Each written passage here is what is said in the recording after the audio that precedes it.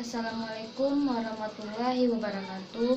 Perkenalkan, nama saya Vanitania, NIM 19089037. Jurusan Kesehatan dan Rekreasi, Prodi Ilmu Keolahragaan, dan Fakultas Ilmu Keolahragaan.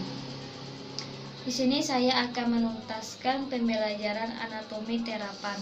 Baiklah, yang pertama, jelaskan perubahan sistem saraf pada olahraga. Sistem saraf tepi adalah bagian dari sistem saraf yang di dalam sarafnya terdiri dari sel-sel yang membawa informasi ke sel saraf sensorik dan sel saraf motorik. Salah satu peneliti yang menjanjikan di bidang pengetahuan olahraga adalah mengenai adaptasi saraf terhadap olahraga. Istilah neuromuskular mencangkup keduanya, sistem saraf otot dan sistem saraf. Perubahan sistem saraf tepi pada saat olahraga dapat kita ambil gambaran pada peran sistem saraf pada kontraksi otot. Sistem koordinasi pada manusia terdiri dari sistem saraf.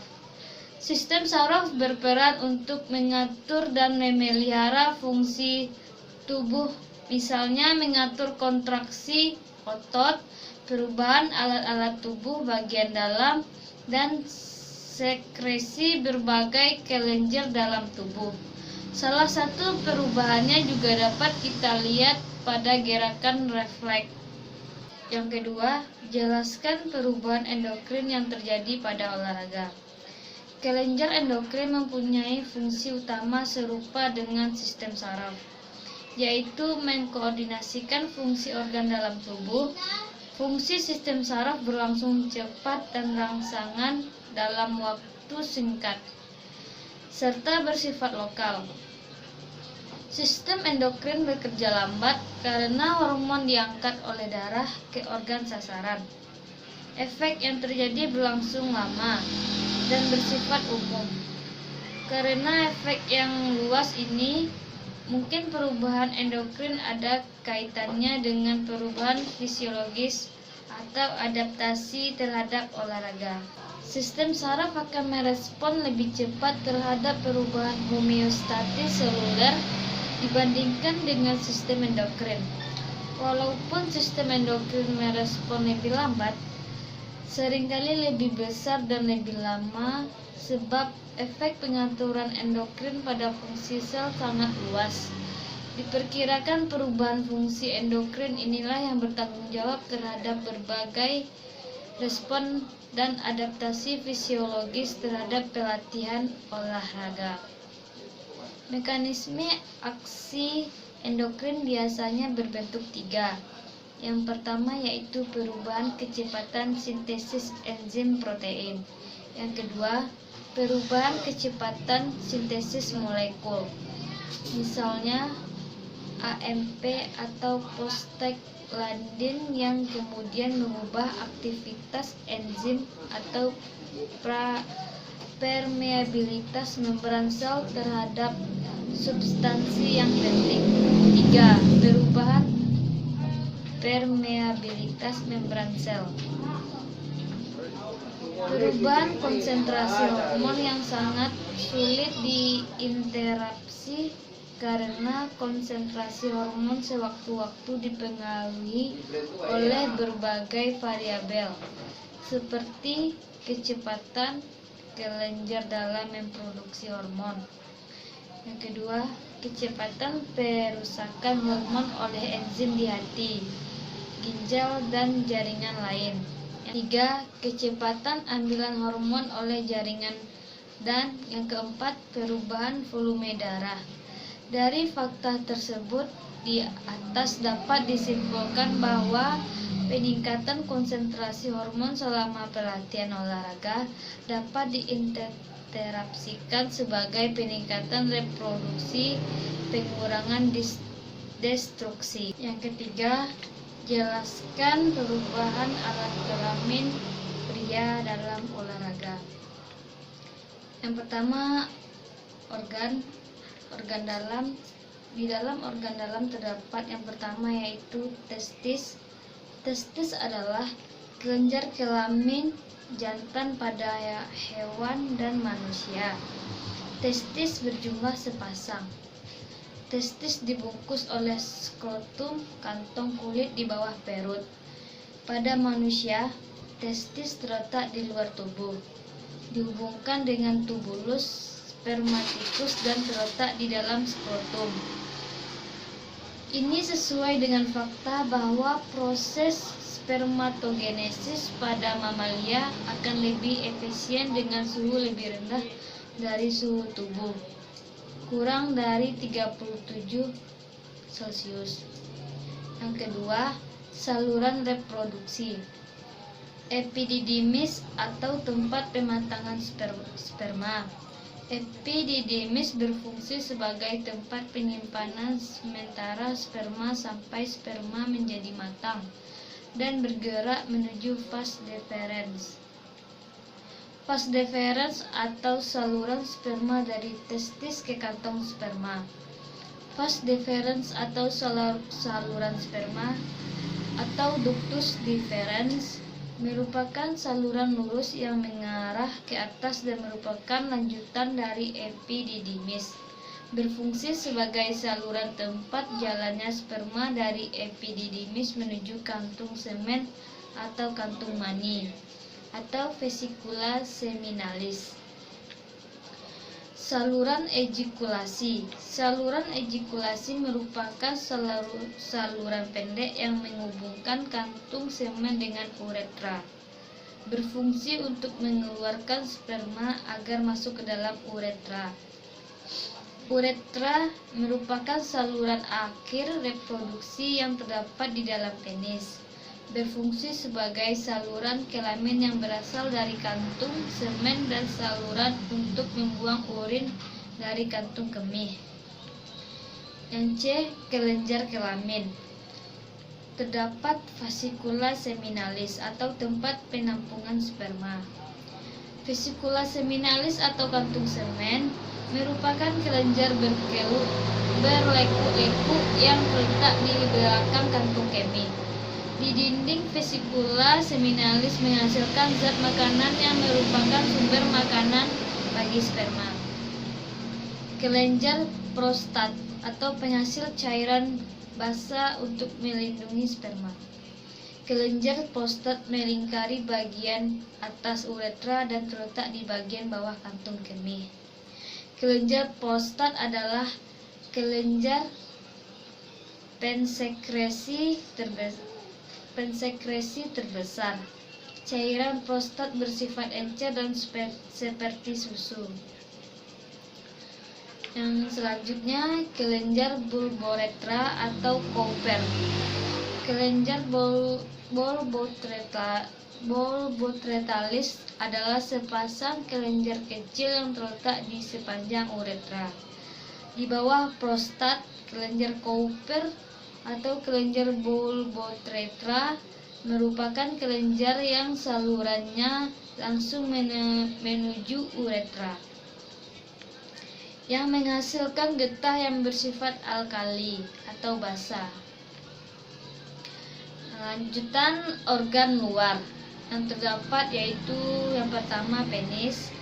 Penis dari bahasa Latin yang artinya ekor. Akar katanya sama dengan palus, yang berarti sama. Adalah alat kelamin jantan. Fungsi penis secara biologi adalah sebagai alat pembuangan sisa metabolisme berwujud cairan atau urin dan sebagai alat bantu reproduksi. Yang B. Skrotum. Skrotum adalah kantung atau terdiri dari kulit dan otot yang membungkus testis satu atau buah zakar. Skrotum terletak di antara penis dan anus serta di depan perineum. Fungsi skrotum adalah untuk memberikan kepada testis suatu lingkungan yang memiliki suhu 1-8 Celcius, lebih dingin dibandingkan temperatur rongga tubuh. Fungsi ini dapat terlaksana disebabkan adanya pengaturan oleh sistem otot rangkap yang menarik testis mendekati dinding tubuh untuk memanasi. Yang keempat, jelaskan perubahan alat kelamin wanita pada olahraga. Yang pertama, ovarium. Ovarium berbentuk oval, ukuran 4x2x1 cm. Difikasi oleh mesovarium, lig suspensorium, ovari dan lig ovari propium. Bentuk dan ukuran tergantung umur dan stadium siklus menstruasi. Terletak pada dinding lateral pelvis dalam suatu lekuk yang disebut fossa ovarica. Ovarium diliputi kapsul jaringan ikat tipis disebut tunika albugenia. Sebelum akil balik permukaan ovarium licin, setelah akil balik permukaan menjadi kasar karena degenerasi corpora lutea. Pada menopause ovarium akan mengisut dan mengecil. Organ eksokrin ovum, organ endokrin estrogen dan progesteron. Yang kedua, tuba uterina. 2 buah atau kiri dan kanan. Panjangnya kurang lebih 10 cm. Terletak di pinggir kranial lig latum uteri dan menghubungkan daerah peritoneal cavum pelvis di sekitar ovarium dengan cavum uteri. Tuba terbagi dalam infundibulum, ampulla, isthmus, dan bak intramural atau pars uterin tubae. Tuba terbagi infundibulum ujung lateral, tuba yang menyerupai terompet, pinggir-pinggir menyerupai jari-jari, ampulla bagian terpanjang dan terlebar, dinding relatif tipis. Isthmus bagian terpendek, lebih sempit dan dindingnya lebih tebal dari ampulla. Yang ketiga, uterus. Uterus berbentuk seperti buah pir, berongga dan dinding otot. Ukuran pada wanita nulpira kurang lebih 7,5 cm, tebalnya kurang lebih 2,5 cm, beratnya kurang lebih 30-40 gram. Terbagi 3 bagian. Fundus atau terdapat di atas muara tuba, corpus atau di bawah muara tuba, dan isthmus dan cervix atau bagian uterus yang sempit dan menembus dinding ventral vagina. Lapisan uterus yaitu endometrium, myometrium, dan perimetrium. Pembesaran uterus pada kehamilan karena pengaruh hormon estrogen dan progesteron yang menyebabkan hipertrofi otot-otot polos myometrium. Selanjutnya, fikasi uterus. Fikasi uterus terutama cervix uteri dengan vagina, fikasi uteri dengan struktur sekitar seperti rektum, vesika urinaria, diafragma pelvis, tulang pelvis, yaitu melalui lig latum uteri, lig teres uteri, lig kardinal, lig uteroscralis. Selanjutnya, vagina, organ kopulasi wanita dan mengeluarkan ekresi uterus dan saluran yang dilalui anak waktu melahirkan. Daerah rongga vagina di sekitar cervix terbagi menjadi fornix anterior, fornix posterior, fornix lateralis kiri, fornix lateralis kanan. Selaput tipis mukosa yang terdapat sekitar orificium vagina disebut himen. Yang kelima, jelaskan perubahan darah pada olahraga. Perubahan tekanan darah setelah olahraga Tekanan darah 15 menit setelah olahraga didapatkan subjek penelitian ini mengalami penurunan tekanan darah sistolik. Tidak semua objek mengalami penurunan tekanan darah. Mencapai tekanan darah awal sebelum berolahraga pada menit ke-15. Kembalinya tekanan darah ke posisi terjadi dalam waktu yang berivasi. 25 dari 30 subjek pada penelitian ini terjadi penurunan tekanan darah sistolik. Kembali tekanan darah sistolik awal sebelum berolahraga terjadi pada 15 menit. Pada 4 orang terjadi penurunan tekanan darah sistolik ke tekanan darah sistolik ke awal sebelum olahraga, dan tidak ada perubahan lagi pada suatu jam akhir. Baiklah, yang terakhir, jelaskan perubahan panca indera terhadap olahraga. Panca indera terdiri dari 5 organ. Yang pertama, organ peraba. Panca indera yang satu ini berperan agar manusia bisa menyadari adanya sentuhan, tekanan, panasnya suhu di sekitar getaran, hingga rasa sakit. Semua kemampuan panca indera sentuhan ini diterima melalui reseptor kulit yang masing-masing memiliki kemampuannya sendiri. Yang kedua, organ penglihatan. Kelima, panca indera sangatlah penting. Namun sepertinya panca indera penglihatan menjadi salah satu yang terpenting. Dengan keberadaannya Anda bisa melihat indahnya alam semesta. Panca indera penglihatan berfungsi saat cahaya diproses oleh mata dan ditafsirkan oleh otak. Cahaya melewati kornea, kemudian pupil akan membesar maupun mengecil untuk mengatur cahaya yang masuk ke mata. Selanjutnya, cahaya akan diterima oleh retina dan mengubahnya menjadi impuls saraf yang bisa dibaca oleh otak. Yang ketiga, organ pendengaran. Telinga manusia adalah labirin yang rumit. Sebab panca indera pendengaran harus bekerja keras agar suara bisa diterima oleh otak.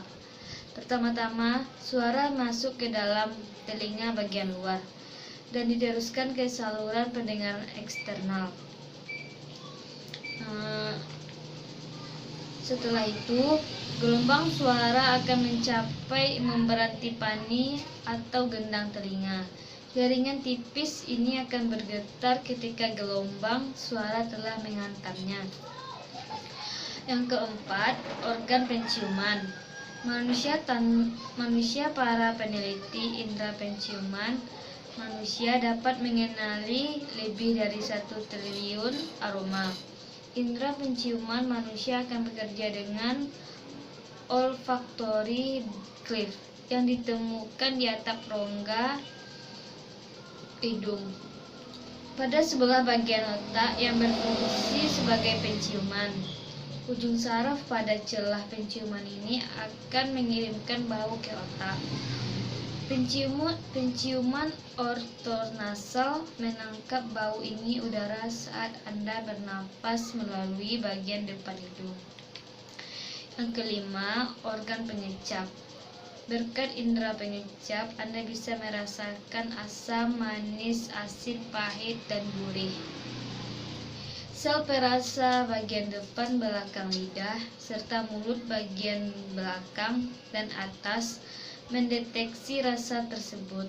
Sel reseptor ini terikat dengan molekul makanan dan minuman yang Anda konsumsi dan akan mengirimkannya sinyal ke otak.